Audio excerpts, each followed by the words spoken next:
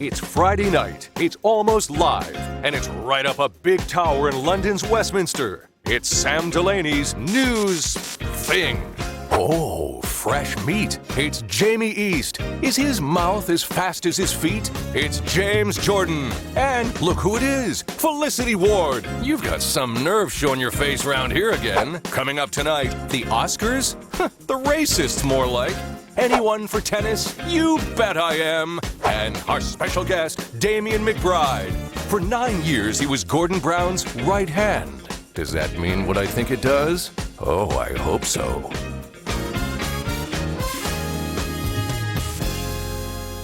Hello and welcome to Sam Delaney's News Thing. Thanks for joining me, panel. Right, big story this week is Hollywood's done a racism again.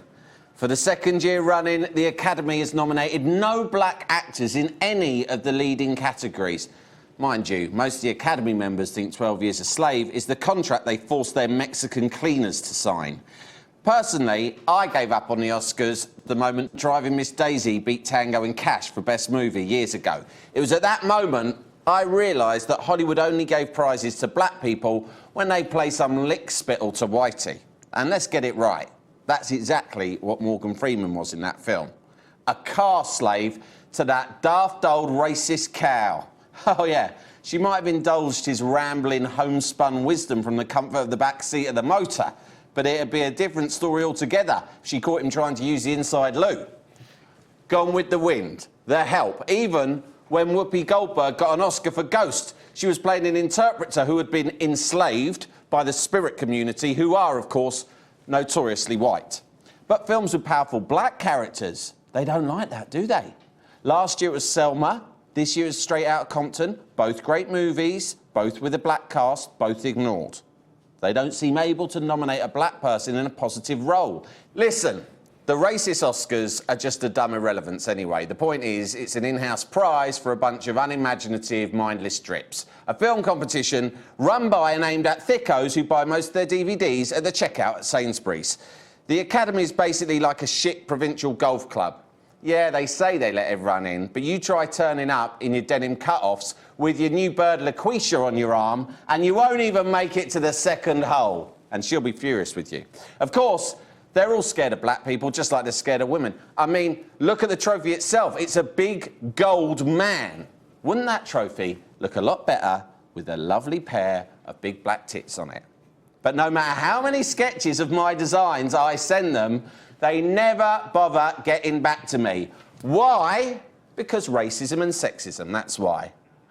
Let's cross now to our all-white panel. James Jordan, they only seem to nominate black actors when they've been playing a character who's struggling against oppression or put upon. There's not many roles for, like, I don't know, why don't they make one about a black mathematician who invents a new sum, like in A Beautiful Mind or something like that? I have no idea. I mean, myself personally, I think that it's an American thing. It's not, you wouldn't have that in the UK, would you? Where people would... I feel like you're asking the wrong person. Oh, really? I'm from the most racist country in the world. Thank you. Oh, really? Okay. Thank you. But I just think that people are saying it is an American thing. It's not necessarily happening in this country, thank God. I don't think they're doing the right thing by not turning up. I think, you know, if white people said there's too many black people nominated, we're not going, there'd be even a bigger hoo-ha about it. But so I find it pointless what they're doing, really. But it is happening in the UK, isn't it? It's happening with television. Idris Elba has come out moaning about the lack of diversity in... Or not moaning, that was the wrong term to use. Rightfully... Whinging. Yeah, having a bit of a whinge. Because... whether it's Hollywood or the higher echelons of British television, it's run by white men that are close to dying. But that's not just like...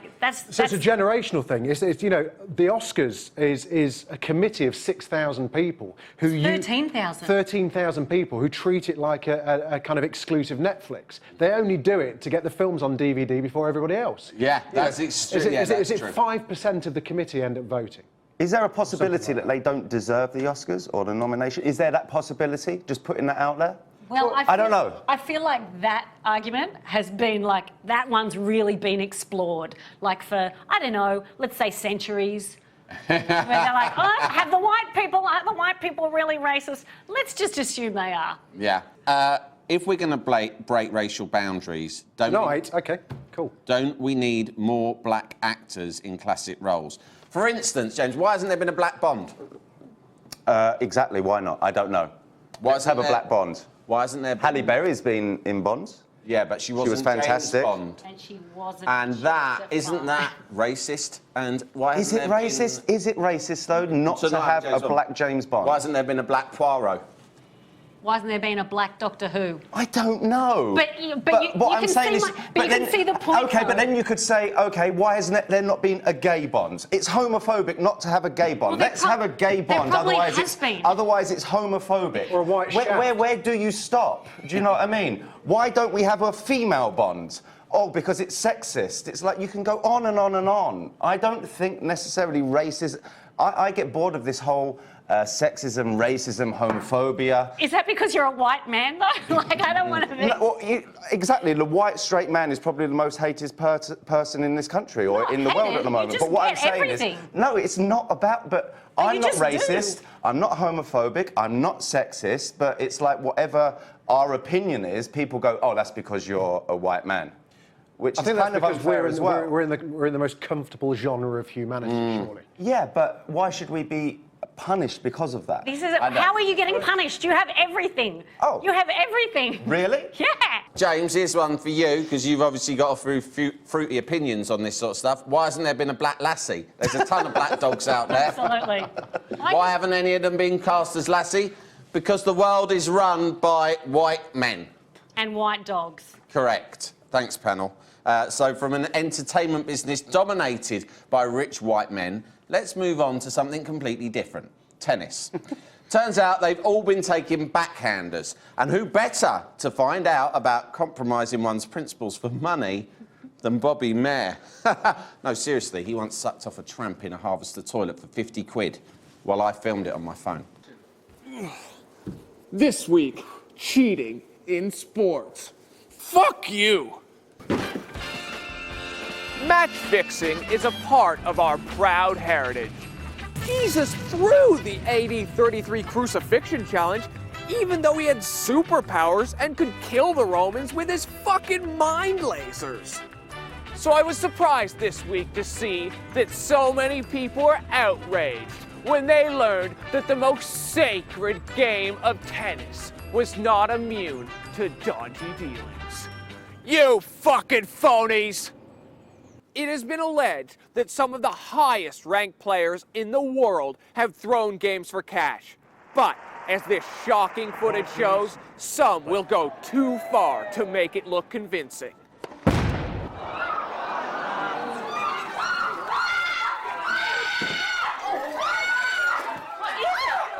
I'll bet on anything. I lost a shit ton of money when it turned out the royal baby didn't look anything like Gary Coleman. But one thing I know is cheating works, and I will do whatever it takes to give myself the advantage. Drop them. Drop those fucking things. Oh no! Absolutely ruined. I'm so going out. Fuck yeah, you're going out. I wanted to see if the general public were as immoral as me. If you were to fight me for 20 pounds, would you let me win? No?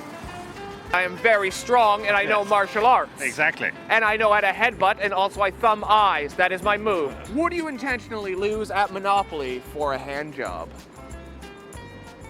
No.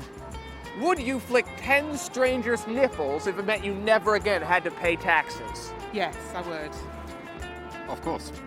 Never pay taxes. I pay too much taxes already. He's a rich man and he loves nipples. Yeah, definitely. Mr. Moral here wouldn't cheat. Oh, he wouldn't cheat. You disgust me.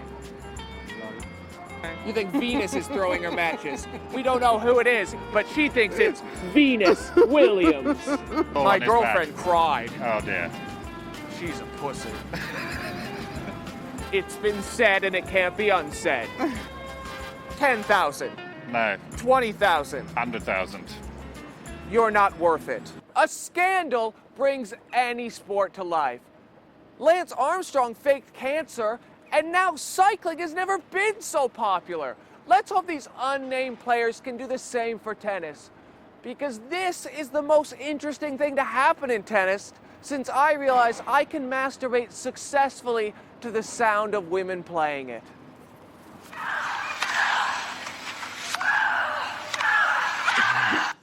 Powerful stuff there. So tennis stinks to high heaven. Apparently, it's 3 times more corrupt than football. Does knowing it could be fixed really affect your enjoyment of it, though? Panel. The problem is, I think, with this is that you can, when you hear about football match fixing, it's usually kind of like third division Colombian teams that are being offered 10 grand bungs and stuff. You can kind of see that because they're working men. It's normally their second job. With tennis is a rich man's sport anyway.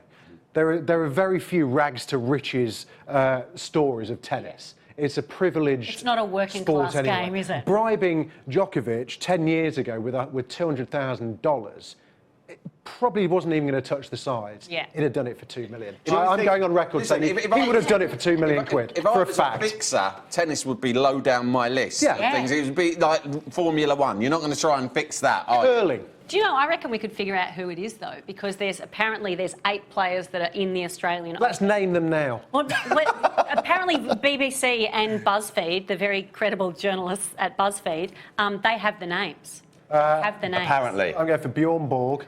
I feel like... No, there's 8 that are playing at the Australian Open. Oh, Right this now? year. Right now? 8 of them. Right yes. now? What happens So if there's they only accidentally play each 64. other? Does that end up being the worst match of tennis ever?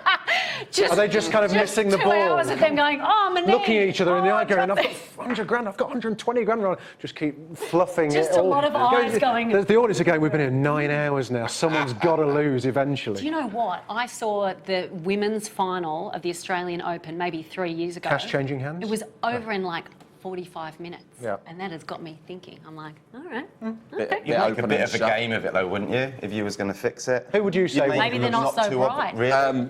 I would say Agassi would have been bang on it, because remember when he was on the crack pipe? He was on everything. Agassi would have... He was on the crack pipe. He was once you're tennis's smoking Craig crack, Charles, wasn't he? your moral compass is straight out the window once it's you're all on the about old this. crack. Yeah. So Like, there is no doubt in my mind, and who's to say Graf wasn't at it too, just to fund his habit? Yeah. It's impossible to say, but if you want me to nail my colours to the mast, Yeah. I'm saying Graf and Agassi. I'm going for Andy Murray. Oh, yeah. Take him down. That's why he always looks so nervous. People say he's grumpy, he's just shitting himself. They think, we do like to build him up and knock him down. I'm ready to knock him down. That's why his mum's so No. angry. He's a No. fraud. He's a fraud. That's- bribe, that's his- bribe He's, stuff. he's totally against it, so definitely not Murray. When you were doing Strictly, which of the dancers were on crack and which ones were taking bribes? Oh, loads of them, loads of them. Name the names. No, Flavia I can't. Focaccia. I forgot my routine once on Strictly. Went Because you're on His crack. routine. What kind of dance was it that you forgot? the salsa. Classic. Yeah. Yeah, I'm Yeah, sure. that's the first sign. I'm sure you forgot, mate. I'm sure. Oh, am I doing 3 steps? Oh, I thought it was the waltz. Oh, no. What are the worst drugs to be on Strictly Come Dancing? The worst drugs to be on Strictly Come Dancing. Heroin. LSD. Well, listen. Okay, fine. When I used to coordination. work for the BBC, BBC have got nothing to do with drugs whatsoever. So. Well said. Just pedos, yeah. OK, on that note, I'll thank you, panel. Time now for a brand spanking new news thing campaign. Britain, a nation built on tolerance, fair play, snooker and pork scratchings with a picture of a naked lady on the cardboard behind them. A nation people journey to from all over the world to live their lives free from interference by the kind of cologne-wearing nosy Nellies you get on the continent. A nation that welcomes everyone, even Donald Trump. No, wait, especially Donald Trump. People say that freedom of speech has its limits, but we say, of course it fucking doesn't, you daft prick. It's free speech. Free speech means you can say whatever mental nonsense you want. In fact, the more mental, the better, as Brits have been proving for centuries. And as the home of free speech, we not only have the right to say mad shit that offends everyone, we have an obligation. That's why we welcome Mr. Trump to continue Britain's great tradition of saying what other countries wouldn't dare to. Now, plenty of people have already said, I disapprove of what he says, but I will defend it to the death. But just how many people actually died defending what Donald Trump has to say in the last year? That's right, only 12. It's time we started putting our money where our mouth is. That's why May we welcome Donald Trump to Sam Delaney's news thing with open arms. Mr. Trump, if you're watching, a chair is waiting for you here because only you, Donald Trump, you and you alone have the balls to stand up to the establishment and to appear on Sam Delaney's news thing. Cynics say we're only doing this for the ratings, but we're not. We're doing it because we care, Donald Trump. Sam Delaney's news thing on RT UK, Fridays at 10:30, welcomes you to Britain. Come here, Donald Trump, and say what the fuck you like. USA! USA! USA!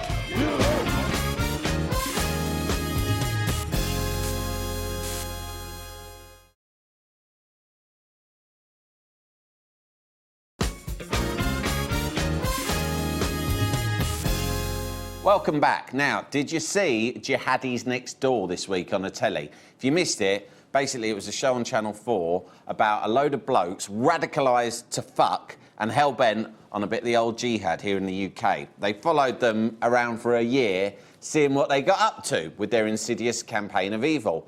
Not as frightening as you thought, though, because as it turns out, all three of them were just soppy tits, to be honest. Take a look. This is Jihadi Sid, the monster who has vowed to destroy our very way of life and everything we hold dear. Now a father of four, he runs his own business renting out bouncy castles for children's parties. Yeah, so when he throws people from the top of buildings, he expects them to bounce and shout, again, again. I tell you what, watching this show, I was very surprised about how preoccupied they were with their etiquette. You know, obviously, when I started out first, it was, you know, I was speaking too loosely and I was kept saying things like in it and in it, in it, in it. I've been trying to remove that in it. It's not a good look. Yeah, because if there's one thing people dislike more than you calling for non-believers to be murdered, it's sounding common when you do it. It was a bit of an eye-opener about the problems of some of these jihadis face in day-to-day life. Mohammed Shamsuddin is the senior spokesman for a group of radical Muslims. He suffered with chronic fatigue syndrome since he was 18. Yeah, sometimes he's so tired, he only calls for the killing of 3/4 of the world's homosexuals. But a lot of them, these jihadi types, they're just like us. There's nothing they like more than sitting down of an evening, having their dinner off their lap and watching something funny on the box, like a bloke being killed. Okay, these people now in a cage, for what I can see, being drowned. Yeah, mate, if you laugh when you're watching people being drowned in a cage, you will piss yourself when you see Del Boy falling through the bar. Play it cool, Trig, play it cool. It's great. The thing is, there's absolutely not a single thing that these madmen say that I, or to be honest, any member of civilised society could ever agree with. We're going to arrest David Cameron. We're going to arrest George Osborne. We're going to arrest every single member of the Conservative Party. Well, tell a lie. Right on. Where do I sign up, mate? Guys, were you as unimpressed with these jihadis as I was? I mean, it's not as scary when you see that they're just sort of bumbling morons. I know. One of them, like, there's one shot where he goes to, like, go into the court and he's like, left my keys in my motorcycle. I'm like, how are you going to mobilise a terrorist cell? Like, he left me keys. How are you going to do the next 9/11? For God's sake. I love the guy that works at a bouncy castle, and I identify with that. I know what it's like to work a second job to support a passion, you know? Maybe we're not so different. It's the equivalent. You know how Alanis Morissette has become the agony aunt for The Guardian?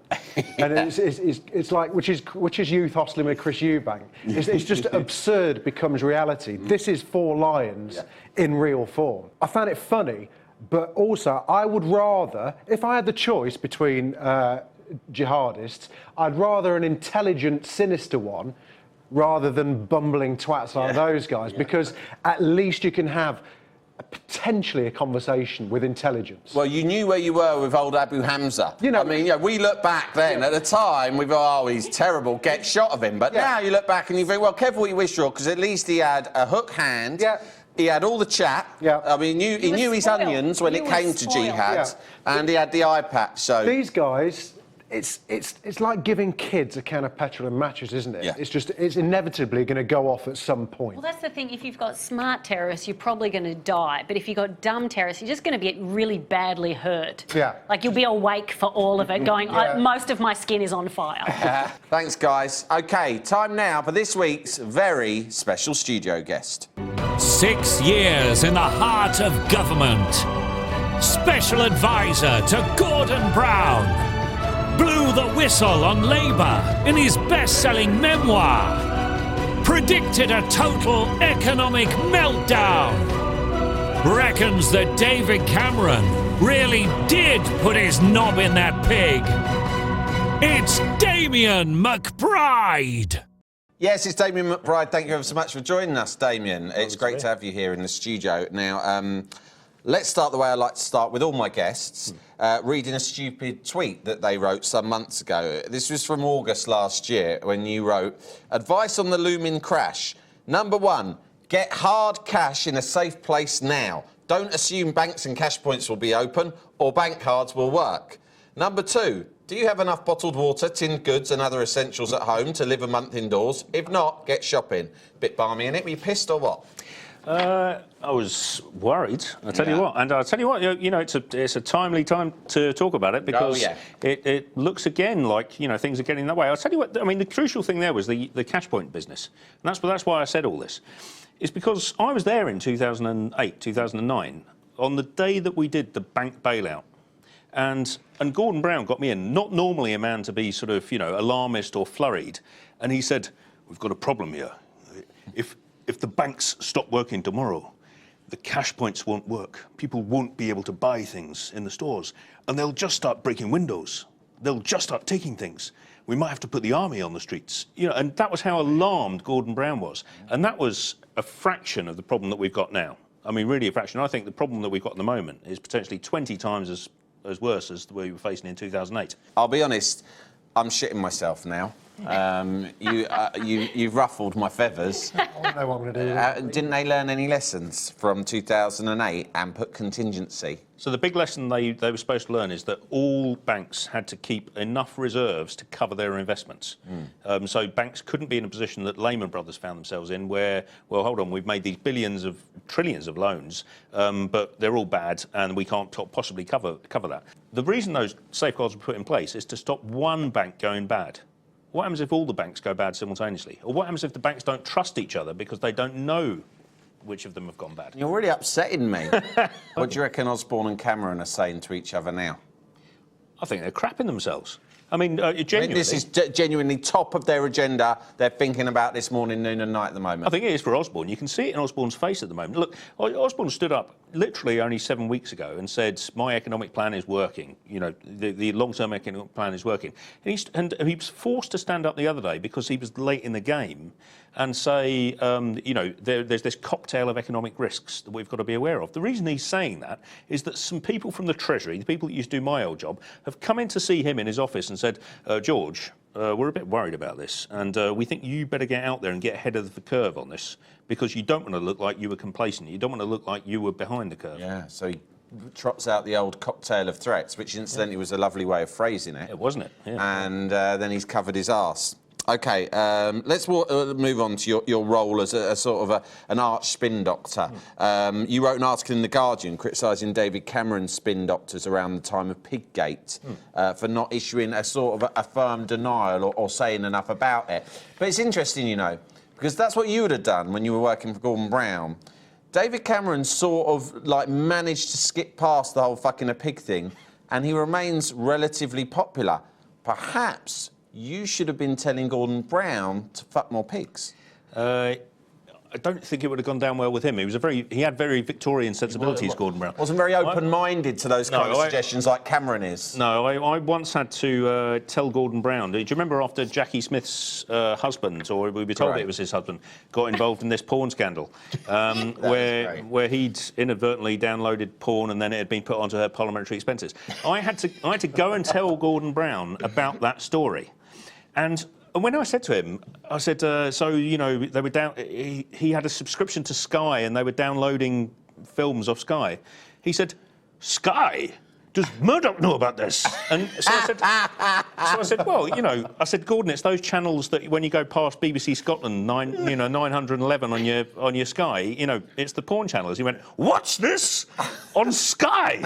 And this was total news to him that this even existed. So you know, the idea of ever sort of having that conversation. I mean, the idea that I ever would have been able to even broach the idea that Cameron had done anything with a pig would have been too much. Would have been a long I would have resigned rather than have that discussion. OK, Damian, you worked for Gordon Brown, as we've discussed, who is a man of intellect and integrity, but who was undone by the fact that he was, undeniably, very fucking strange.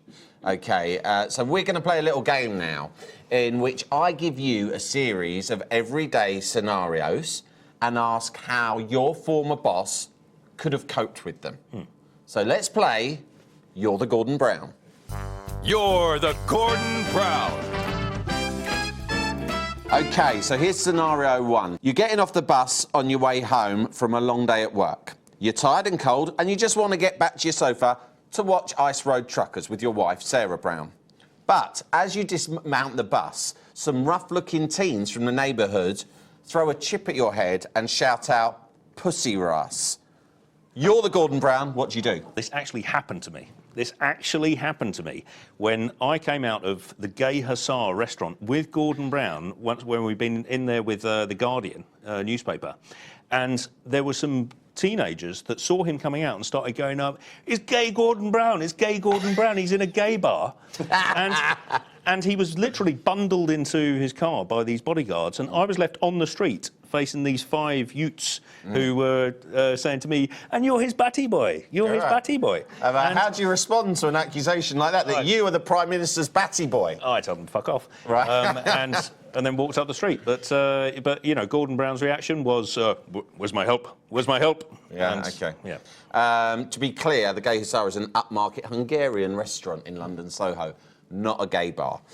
Scenario 2, you're settling down to watch the season finale of Gotham, your favourite TV show.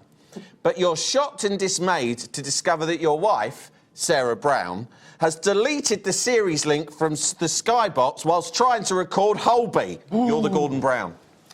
I go through my entire phone from A to Z, calling up people saying, "Have you got Gotham on pre-record?" And I would go literally through all of those people, probably including David Cameron, because he'd be on his phone as well. Yeah. Until you got someone to say, "I think I've got it somewhere." Seriously, he'd do that. He has an obsessive-compulsive sort of thing. He would say, "I need to watch it tonight." And that would be it. And he would go through his phone until he found someone that had it, and then... It must be really stressful being Gordon Brown. It was even more stressful being the person on the other end of the phone. Ah, fantastic. OK, great insight, Damian McBride. Thank you very much for joining us. That's fantastic, and we would love you to come back. Right, that's all we've got time for tonight. Thanks to Jamie East, James Jordan, Felicity Ward, and, of course, Damian McBride. See you next week. Good night.